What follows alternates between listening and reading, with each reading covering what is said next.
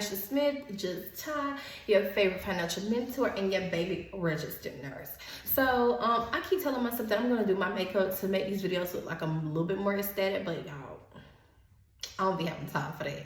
But it's okay because I'm gonna surprise y'all one day. But anyways, we tracked it along. If you have not caught up on the videos with the mini nursing series, you guys can go check those out because I don't want to prolong the time. So anyways, we're talking about how I failed the NCLEX 3 times and finally passed. Yes, I did not fail the NCLEX, not 1, 2. I failed it 3 times. 3. Finally passed, and I'm going to briefly go over some things. So basically, the first time I took the NCLEX, I used ATI because I had already paid like $2,000 plus for this program, and my nursing school just swore this was the holy grail. You take the ATI and you're going to pass. I failed. I failed like hell too. Yes, Lord. So, but the crazy thing is the way that the NCLEX, because I know they're about to get ready and change it. So the way that the NCLEX is or was is that you go up to like 145. If you stop at exactly 145, that means that you were right there on the line and you have to be above the line to pass. If you stop at like 75, that means that you either did really, really good or you did really, really bad. So literally it was kind of devastating to know that I almost passed the NCLEX on my first attempt. So the second time I took the NCLEX was the same exact way. I stopped at like 135, which means that I was still pretty damn close to passing the NCLEX. That time I used Archer Review and the Kaplan book. And this time I was kind of sad. Like I boohoo cried, but I was like, you know what, it's all right. Third time's the charm. Third time is the charm, is always the charm. Y'all,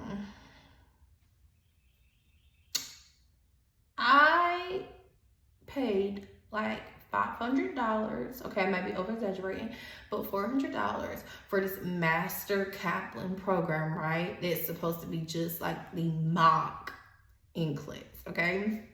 Paid all this money for it. The first time I took like the CAT exam, basically it's like the exam that lets you know how close you are to passing the NCLEX. I failed, which I knew that, but every single time I would take them after that, I was passing. I was above the average. So what happened? Happened?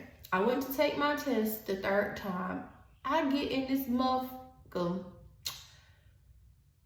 Why it stopped me at 95, y'all? Why I had like 70 select all that apply questions, and you already knowing that it's all or nothing. You can literally have 5 answer choices, get 4 of them right, get 1 of them wrong, and you fail. Like you did not get the question right. You failed that question. I had 70 of these things, y'all. I failed. And I knew I failed because it was just a traumatic ass experience. I took my test on St. Patrick's Day. I thought I was lucky. I went out to eat with my friend afterwards.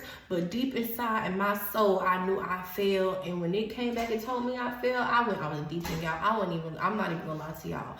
Like I was drinking really bad. I ain't had no motivation for anything. I did not want to do nothing. I was just so done with it because I was just so sick and tired of seeing everybody that just went to nursing school, going to nursing school, passed on their first time. I was so sick and tired of going over the material over and over and over again, knowing for a fact that I knew the material by heart. You could ask me a question, I could explain it to you. I was just so sick and freaking tired of seeing fail, not pass. Like I literally just felt like a failure. And I was like, if it was meant for me to just be a career waitress until I figured something out, then that's what I had already made up in my mind. That's what I was going to do. Because while I was waiting to get my mind together, I started my business, Finance to Freedom, but it's now called Victorian Solutions.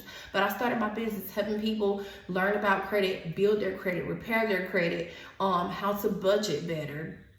I started learning about stocks. Like I even got into this group that I really can't say a whole lot about because of confidentiality reasons at this point, but I got into that group and it forever changed my life. I did a lot of different things in that time span because finally I got my shit together and I was like, this can't be the end. Like if it's not meant for me to be a nurse, it's just not meant, but I can't continue to keep beating myself up about it. So anyways, I was still doing the credit repairing, still doing a financial mentoring, counseling, whatever you want to call it. And I was like, you know what? I'm going to take this test one more time. One more.